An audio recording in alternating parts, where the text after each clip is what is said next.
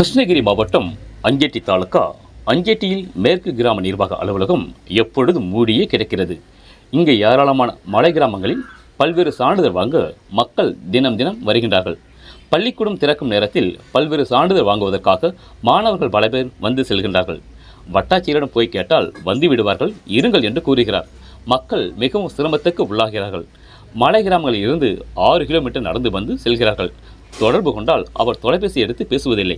எனவே அரசு உடனடியாக நடவடிக்கை எடுத்து ஒரு புதிய விஓ பணியமர்த்துமாறு பொதுமக்கள் கேட்டுக்கொள்ளப்படுகிறார்கள்.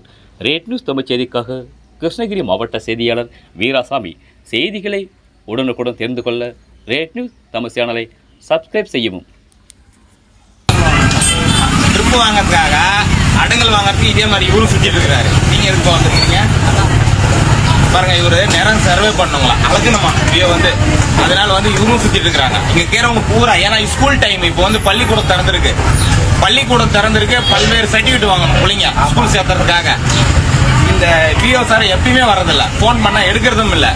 தயவு செய்து கூடி சீக்கிரம் வேற ஒரு விஓ வேணும். வருஷம் கணக்கா இதே தான். தாசில்தார் கிட்ட போய் சொன்னா இருங்க 2 நாள் இருங்க 3 நாள் இருங்கன்னு இதே மாதிரி சொல்லிட்டு இருக்காங்க.